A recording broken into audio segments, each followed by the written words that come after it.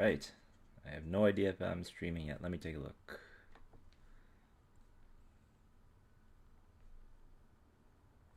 All right. Well, it looks like I am on. All right. Great.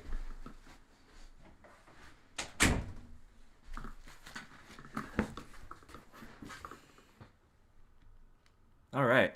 So, I hope you can hear me out there. I haven't done this in a while, but the Commerce LAPC tournament series has been going on, and I've been spending a lot of my free time playing poker down there. The last weekend fired off a bullet into the round one. The first event, actually, I fired three. Didn't do so well, but the second one, I ended up cashing and got 15th place out of about 346 people, I think. Um, so yeah, pretty happy about that. At the same time, it always stinks to go deep in one of these things and not actually win, especially when you're doing so good. I had at one point when we broke down to 27 people, so when we got down to three players, I was tied for the chip lead. Um, Let me see here. Let's get registered for one of these guys so we don't have to wait too long. Yeah, so when we got down to 27 players, I had about 1 million in chips, which in these tournaments, unfortunately, in these tournaments, that's still only, what, 45 bigs? Like, that's the most you can get, and very quickly turned into less than that. Um, let's see. Yeah, yeah, about 40 bigs. So, I mean, the chip lead, that's 40 bigs, but still everyone else at the table had about 200. So, a little disappointed we only made it to 15th from that point, but there's still a lot of tournaments left. Looking forward to getting out there and playing in some more of those guys. So here we are again, grinding the micro stacks. Hopefully, playing these sit and goes is going to help in the late tournament situations. Um, the best part about doing the sit and goes, of course, is that if you do make it to the final table, hopefully these sit and goes will give you a little practice for that final table situation. Now, the thing about live tournaments, especially ones like LAPC and your local cheap tournaments, is by the time you get to the final table, usually the blinds are so high, everybody's incredibly short, and there's a lot of pressure to do some chopping near the end. But if there's any playability left, practice this kind of stuff. Hopefully, get you some confidence, or at least if there's someone that doesn't want to chop, or you don't want to chop and you think you got the edge because no one else does this, this can help you really jack up your win rate at the end. Because, as everybody probably knows, all the win rates at the end of a tournament. So, the difference between finishing, 15th like I did, or in first or second is pretty massive. I mean, the difference between 15th and say 25th, not a big deal, but the difference between 15th and 5th, now we're talking. Let's see here. My buddy's trying to find my stream.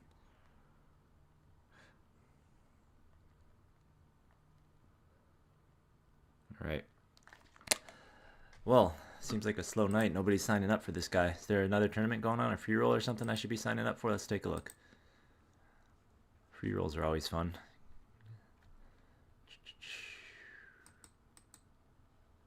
Anything. Today's 25th, right?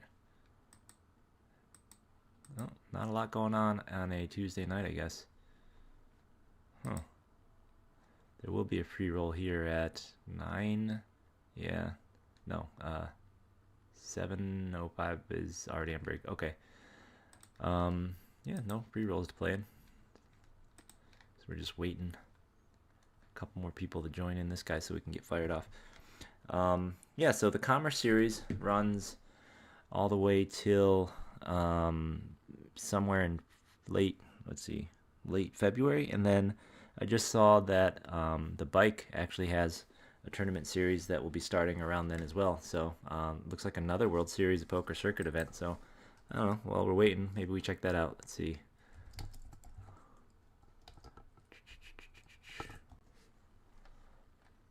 Check out their tournaments while we're waiting for this other guy to fire off.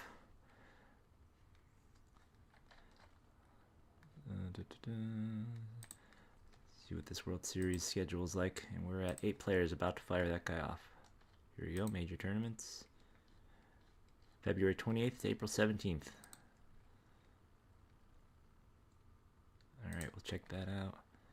And the one we're doing right now is Commerce. Oh, that's not a C. Let's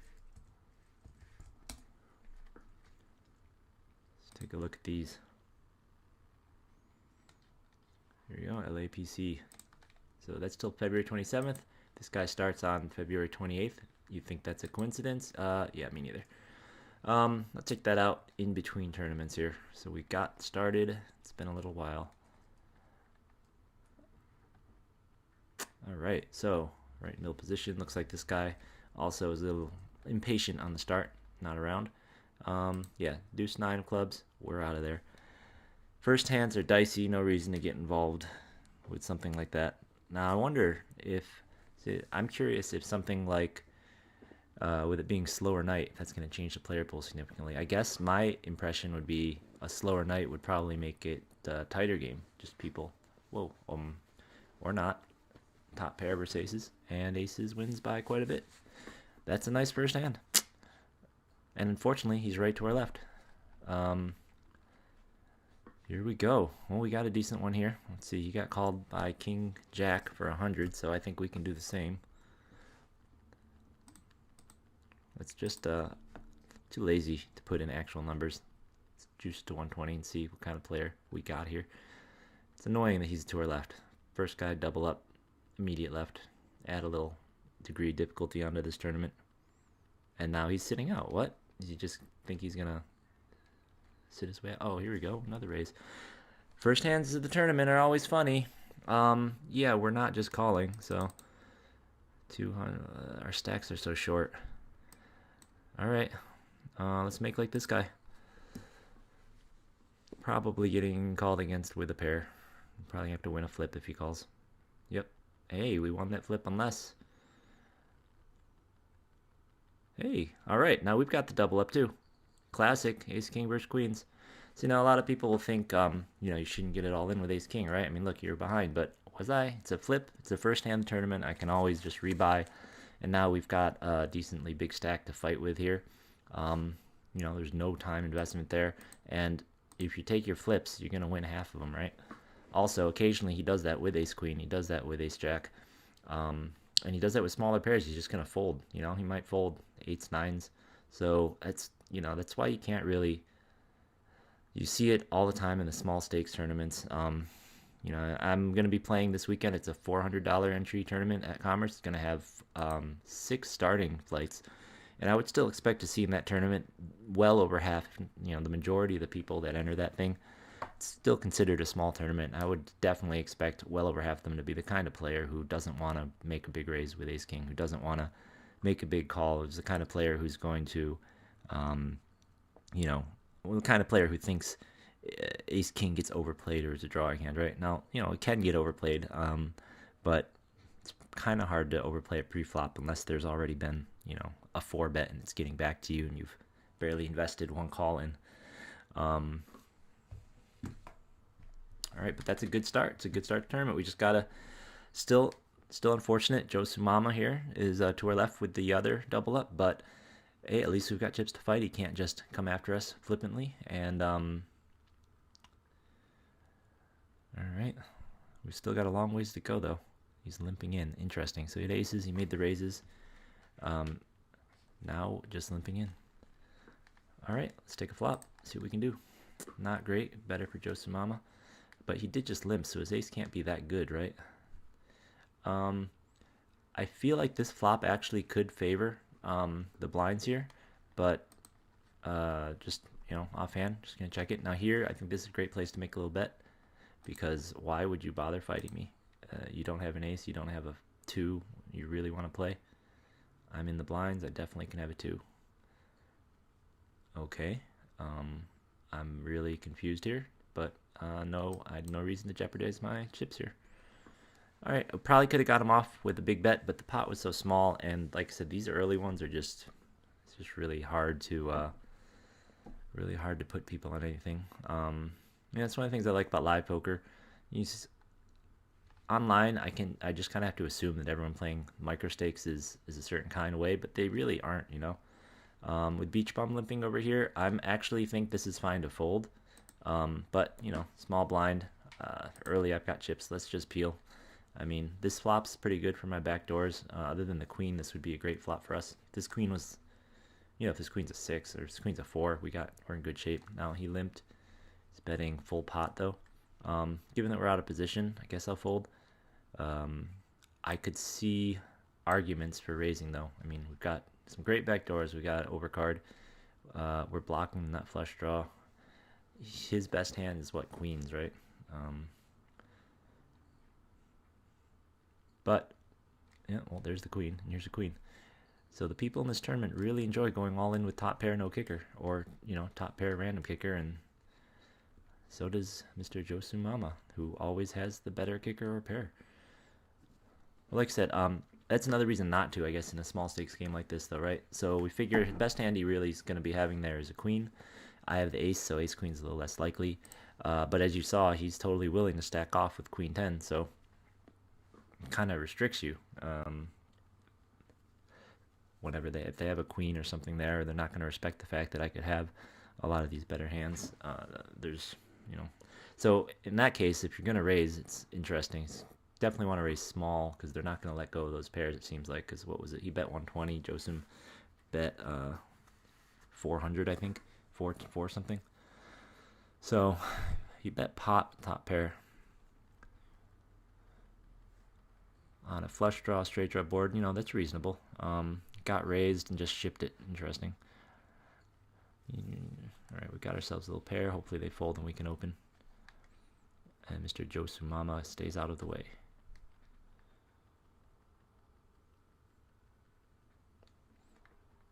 All right, so we'll make the raise. Oh, I guess the blinds went up. Raise is 120. No, I guess there's not really much reason to make it too large. I might have made it a little larger with 5s because I don't mind a fold. We get the 5 of hearts. We shouldn't have to make much of a bet here. Assuming this board is bad for him. Okay, let's see. He just called. I can't imagine he's very happy with this board. He may be just drawing to a better flush than us, so let's see if we can't get him out of here.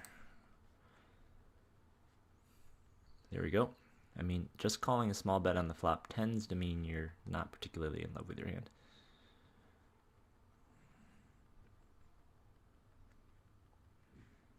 It's the big blind defender.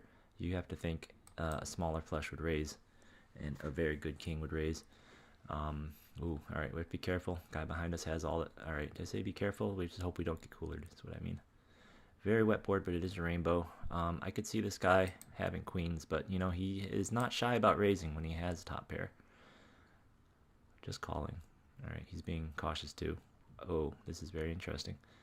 If he's got a queen, I can't imagine he's got a jack. You know, we're just gonna check and let his jack get there. I hope he bets his queen. If he has queen 10 though, I mean, what are we gonna do? Should we call and hope that he's got the queen and pretend like we're drawing to the jack? We're gonna raise. Pot just doesn't get big enough. Also, I've seen him just ship it all in with so many hands. Okay, raising. I guess raising was a bit of a mistake there, but you know, Josumama, if he knows, he's got to be very careful. Being in the hand with me, he's the only person that can really deal any damage to him, so he might as well protect his chips. My guess is he didn't have a queen there, which is weird. We had the 10, so what did he have? Or he had a very weak queen and didn't want to get all in. That is an interesting hand. So it's a tough one because if we think he has the queen and we call, there's a lot of scary cards on the river. But I guess we can donk in if those cards do come with the full house. And then if he is on one of the draws, we don't want to raise him out of the pot. He does have position on us, but interesting. Given the way he played the other hands where people were just shipping it all in with top pair, I have to think he didn't have a queen. So I'm guessing he maybe folded just a naked jack draw there or something. Probably should have let it try and get there. So far running well above average here though.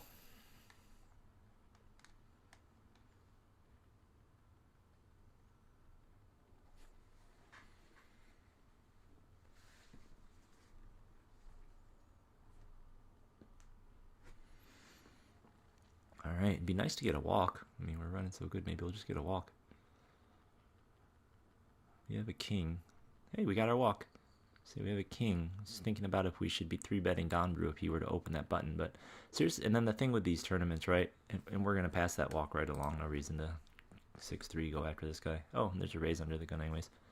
The thing with these tournaments is if you don't win a hand early, next blind level, all these guys are short. I mean, right now, flop for you only has 13 or 14 bigs. Okay, he called, so flop for you is pretty much committed now. He just called 2.5 of his bigs. So now he's down to 10. The pot's going to be 5. I mean, it's going to be tough for him to get away from. Did I say 5? I mean, the pot's like 7, so if he has any piece, he's really got to be getting in there. Even if they check to him, he's got to think about shipping in there. Interesting bet. Is that third pot bet? Flop for you gets out of there. I don't know. Big cards in a club, you might have to get in there. Like, you just don't get a lot of chances to win cards. Or to win chips. Alright, so we made a straight, but there's a flush up board. Interesting. Would have been an interesting hand. Oh, and he just takes it down. So that tiny bet was just a last-ditch effort to win. Okay, well, yep. He's got 10 bigs. Nope, blinds just went up, like I said. So now you're short. He's got 6 bigs. He's all in. So these guys getting it all in. So we're approaching the point, depending on who wins these, when these small stacks consolidate, depending on where they end up. We're either in a point where we just want to fold while they knock each other out, or we want to be putting pressure on the people who are remaining. So flop for you is obviously in the worst spot. So if I make this raise, he's the only one likely to actually come after me, because he can't really afford to lose chips. Interesting. Why are you just calling? Trying to limp. That's very interesting. I'm going to call, and flop for you raises. We'll get to see what he does before it gets back to me. If this was suited, I'll raise. You know, this is a situation where it's very marginal. I'm not sure. I think, given my stack, I can raise here, but we'll just play it a little safer. Alright, so we're looking to check and see what happens on the turn with our middle pair. Or are we? Flop for you might get in with a wide range of hands. MF, if he checks, he can't have much of anything. So, actually, this is a spot, given flop for you's stack, I could see making, yeah, I'm going to make this tiny bet, because, yeah, flop for you can't afford to play anything marginal, and I can't see this guy checking with anything good here. Yeah, so, just given the stacks and the way the board kind of was.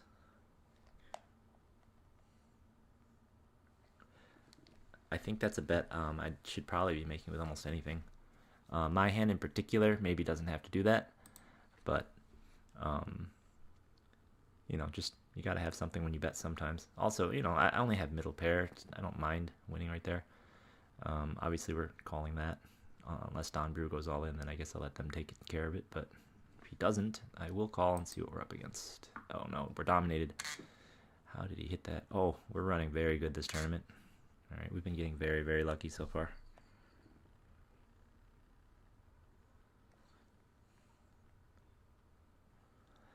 All right, running so good, I almost want to raise that. But we won't. We have enough chips that it would be a disaster if we don't cash at this point. Especially with those guys having 1,000 or less. So let's see how they play. Stop loss out of there. Don Brew didn't raise his last button. Is he going to raise this one? If he raises anything less than all in, that's pretty awful. And Mike doesn't really want to be risking any chips either because he's in second. So I'm in a good spot here. Even though Josim's on my left, I'm in a pretty good spot because Mike definitely can't afford to lose chips. And Josim Mama, if he opens when I'm in the blind, he has to worry about me acting still. And hopefully he takes the initiative and starts trying to steal blinds from these guys when I don't play, I guess. Oh, Don Brew, you can't really be away from keyboard. That's a huge disaster. Alright, we would have flopped top pair, but I guess I could have called given his limp, but deuce 7 off. Definitely not a problem to not see. He's putting the pressure on him now, especially with Don Brew away. I think we thought, oh, he is back. Okay, I was going to say, we've talked about this before. I have no problem with tightening up a little bit, especially if Mr. I was hoping the guy on my left would get a little aggressive. All right, 3 high is not a hand we're trying to play. Remember, when you're in this spot and everyone's short, you're not trying to play speculative hands. You're just trying to play hands that are better. Just trying to play hands that are better on average than what they could have. Is everybody going AFK? All right, got 2 small stacks. It's a hand I could raise. 1, 2, 3, 4, 5. There's 5 of us. I probably should raise it. If I'm a short stack, I have to raise that. The luxury on the big stack, not having to do anything. So as long as Stop Loss and Don Brew keep losing, that's really all we're hoping. Obviously, we're calling a shove here.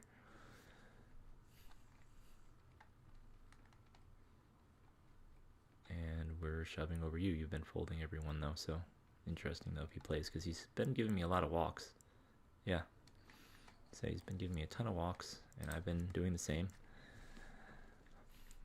3 of us in a row here, just kind of shifting chips around until these other 2 get knocked out by somebody.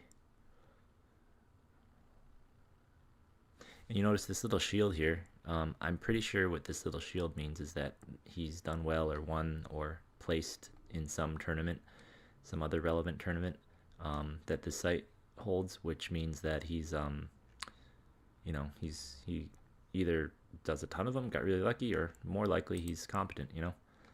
Yeah, aces, obviously we raise. I guess I could limp my button, but I'd rather have good hands in my raising range here. All right, these guys, 150 blind now. These guys are getting in there very soon. I think Mr. Fiji here on my right has been folding very tight, which means he knows how to cash. Knows how to cash a tournament.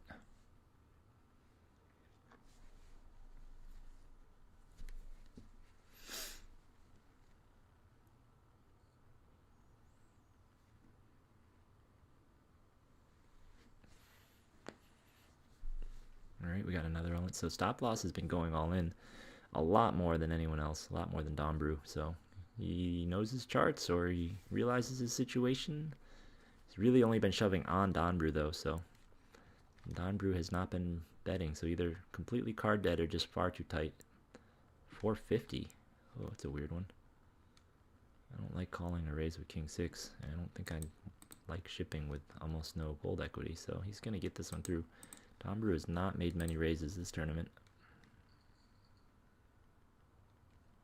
Not many at all.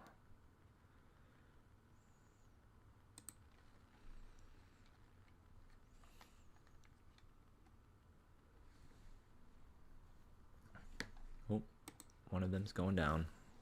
This is going to put pressure on Fiji. Whoever wins this thing is now going to be out chipping Fiji. Jacks. That's a good time to have jacks. Flush. 2 pair would beat Queen 9, but... Oh, alright, so we'll get him. I think my hand's good enough I can raise Josimama out of this pot.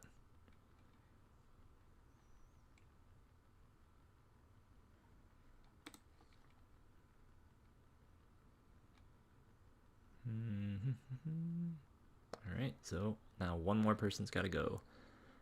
Mr. Fiji is the one under pressure now. But all it takes is like 2 hands. You go through, he wins the blinds once and he doesn't win them at all, they switch. So now he knows he needs to start pushing, get up above Don Brew.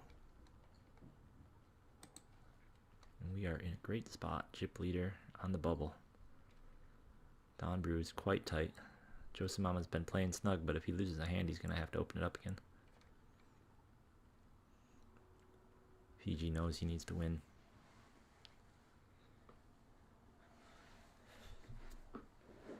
So what Fiji should be doing is getting much more aggressive than he has been. He was just folding it down, hoping that, you know, myself or Mr. Josimama here would take down these short stacks. But since they turned consolidated, he's in trouble. He's got to win the chips. All right, Josimama's in there with 4s versus Ace King. 2, 3, 8. 2, 2, 3. All right, 4s win. We're in the money. Now we're here trying to get rid of Don Brew and not lose anything to Josim. Let's see how Josim plays now that we're 3-handed and in the money. And he's got chips. He's the chip leader again. He's going to be aggressive or not? Looks like no. All right. Alright, I like walks. I will play somewhat tight until we get rid of Dombrew. Just a little tight. Like Jack 8, obviously. Oh, never mind. So yeah, definitely fold. Interesting. 150, 10. So he's like 15, 16, 17 bigs. He doesn't really need to just ship, right? He's got almost 20 bigs now. He doesn't need to just go all in. He can make some other plays. Alright, let's go ahead and raise this to 400. I have position, I have more chips, and I have a jack. I like this situation. Let's go ahead and make this small bet here. See if we can get a call from something that's not very good. Oh, I love it. Alright, we're gonna bet. Let's just bet it all. There's just, the pot's 1400. There's just not many chips around, you know what I mean? We're gonna want to do that to these guys a lot anyways, as you know, having all the chips is something we're gonna want to do. So we gotta keep that pressure on Dombrew.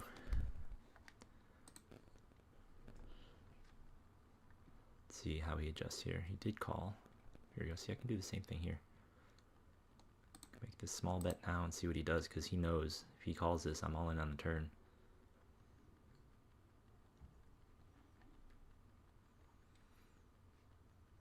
Alright, well, here you go.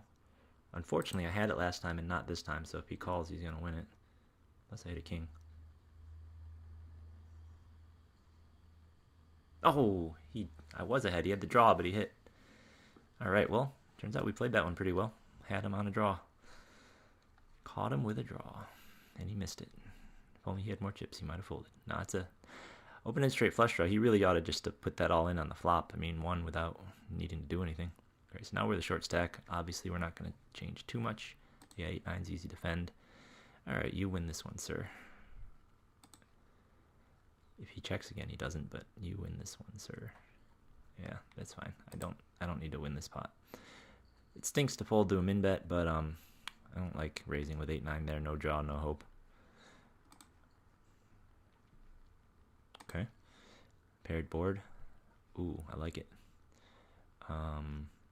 Let's just try and get to the river. Alright, I like it. He was only calling to see if he could hit something. Let's see how Dombrew plays with chips. He may just tighten back up now that he has some chips. Yep. It's kind of what I thought. It's, you know, it's more or less correct, but it's not going to work on me. I'm going to be very aggressive with him. King, queen. I should probably repop this, but given how I played the other hand, let's just call. This is really not a good flop for him. Alright, we're going to see if he really wants to play.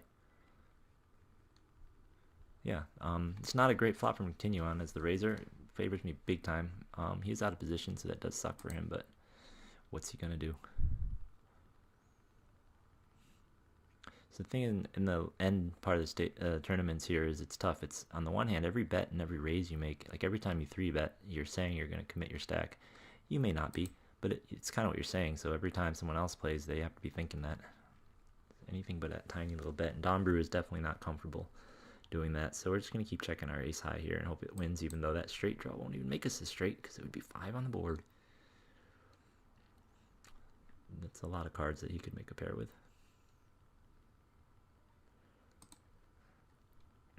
Alright, so any card from 5 to jack beats us.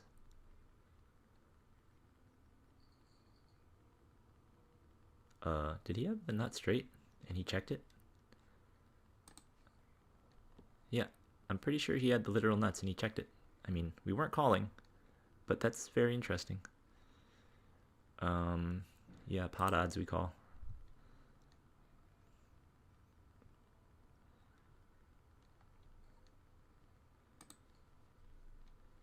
Pot odds again we call. Ooh, that was an awkward turn for us given that. Ooh. Alright, well we overbet the pot. It's overbet the pot and we only have a straight draw. We gotta fold, but what's he stealing my move? That's right. Ugh, maybe he'll give me a walk.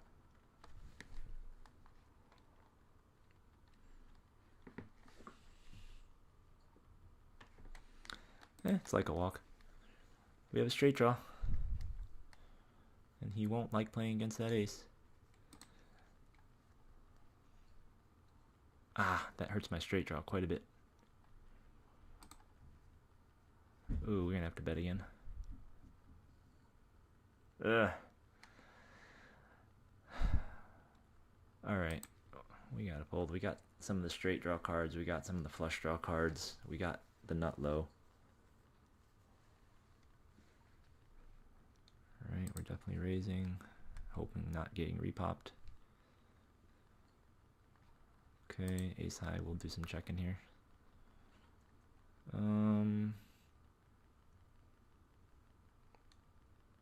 Yeah, alright. It's getting rough here at the end. What are the blinds now? 300. We got 10. Not quite. Suited, we'll go all in. 9-10 offsuit. I know it's only three-handed, but I think I'll wait. Alright, also not good. And by wait, I mean I get 4 hands to get something better than 10 high. Here's hoping I can.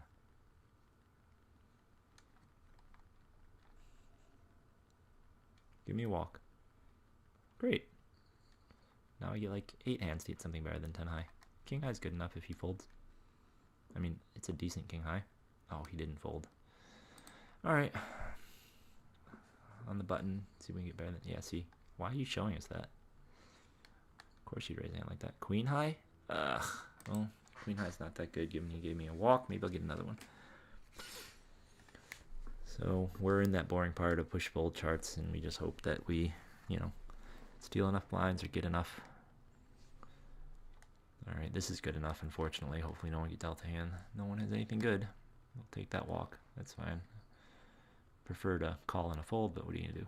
Alright, this is good enough too.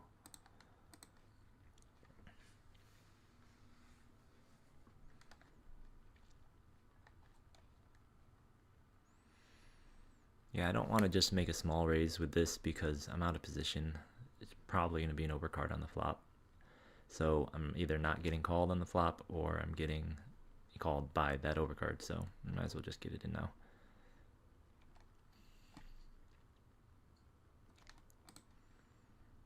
If I had position, I guess I could consider doing something else with them. But, you know, 10s are one of those awkward pairs that are, you know, you don't mind getting called pre-flop, and also you don't want to have to actually play it out. You're probably good now. Might as well take the chips. The blinds are huge. Not sure what that is in the chat.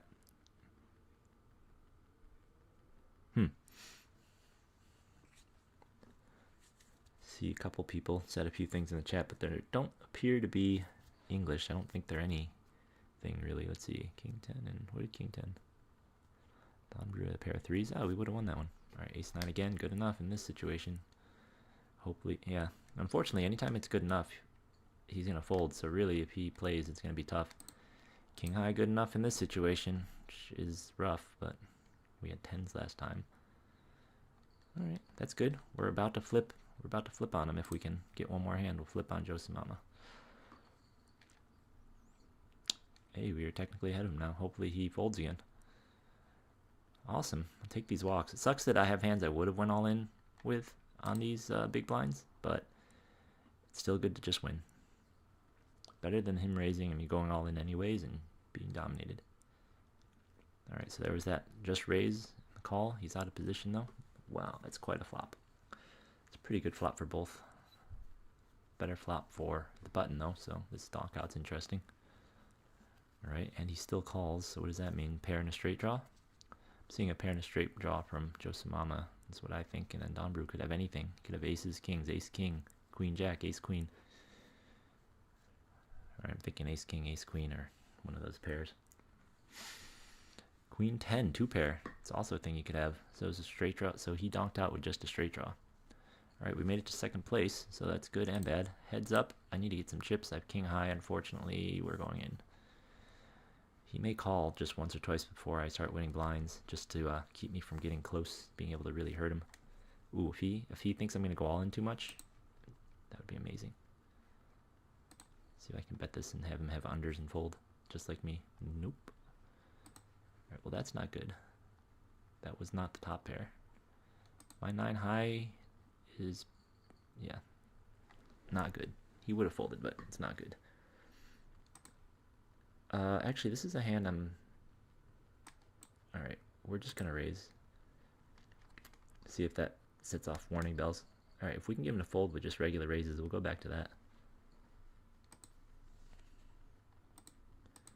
If he has a jack, he has a jack. We don't want to see any more cards. That's for certain. Yeah. If we can get him to fold for this 300, though. Alright, he's not doing it, but...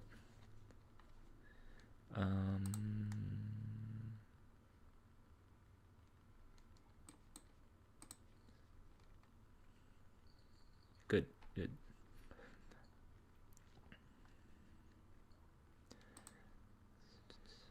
So this is where your opponent just not being aggressive enough can really let you come back into things. However, the blinds are so big, it just takes 3 hands in a row and all of a sudden you just have no chips to play, so.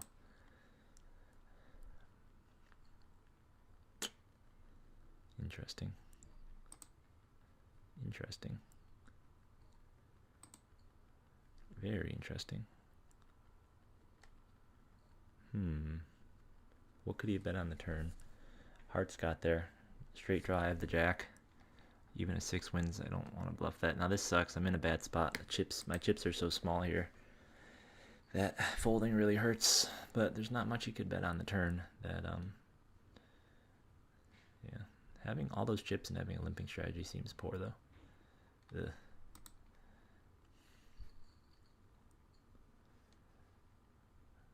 Awesome. I like this. I like this. Give me walks with my crappy hands.